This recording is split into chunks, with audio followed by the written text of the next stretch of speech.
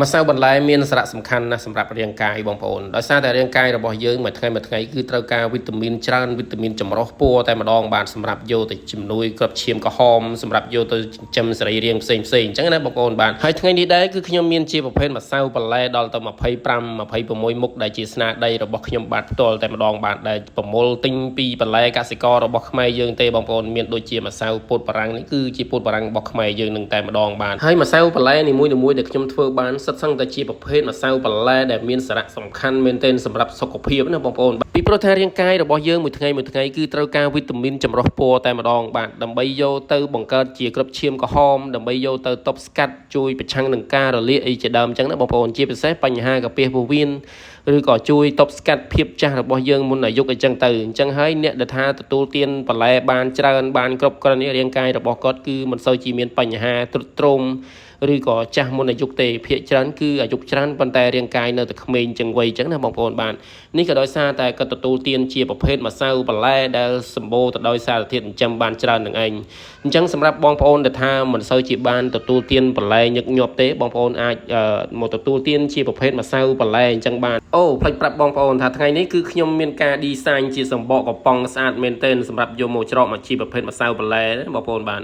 ជម្រាបសួរបងប្អូនទាំងអស់គ្នាបាទថ្ងៃនេះគឺខ្ញុំមានផលិតផលទាំង23មុខដែលជាផលិតផលស្នាដៃធ្វើរបស់ខ្ញុំបាទផ្ទាល់តែម្ដងដោយបងប្អូនបានឃើញនៅក្នុងកំប៉ុងនេះគឺមានការ design ស្អាតមែនទែនតាក់ទងទៅនឹង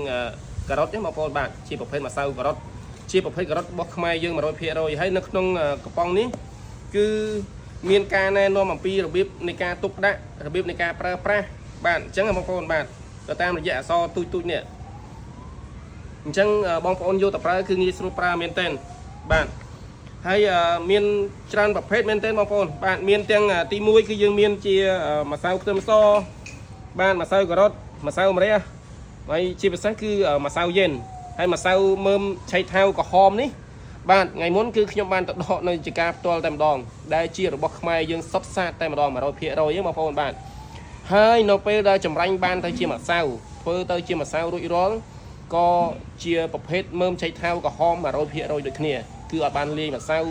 ឬក៏ដាក់សារធាតុរក្សាទុកដាក់គីមីដើម្បីរក្សាគុណភាពទុកឲ្យបានយូរអត់ទេបងប្អូនបាទគឺតាមធម្មជាតិរបស់វានឹងតែម្ដងអញ្ចឹងណាអញ្ចឹងសម្រាប់បងប្អូនយកទៅ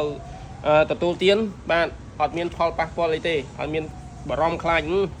ធ្វើមិនស្អាតឬក៏ធ្វើទៅខ្លាចលាយនេះលាយនោះគឺអត់បារម្ភទេពីខាងខ្ញុំទៅបាទដឹងតែ 100% ជូនបងប្អូនតែម្ដងអញ្ចឹងណាបាទហើយមានច្រើនណាស់បងប្អូនមានទាំងម្សៅល្ពៅម្សៅនិយាយរួមទៅបងប្អូនមើលនៅក្នុងនេះច្រើនណាស់ខ្ញុំមានរៀបរាប់អត់អស់ទេអញ្ចឹងណាបាទអរគុណច្រើនសម្រាប់បងប្អូនបើថាបើសិនជាមានចំណាប់អារម្មណ៍ចង់លើកយកទៅលក់បន្តបាទឬក៏ទិញយកទៅសម្រាប់ទទួលទានអីហ្នឹងក៏បងប្អូនអាចទំនាក់ទំនងបានមកបាទតាមរយៈលេខ077 25 3394បាទដែលមានទីតាំងគឺស្ថិតក្នុងក្រុងសរីសុភ័ណ្ឌខេត្តបន្ទាយមានជ័យបាទអរគុណច្រើនបងប្អូន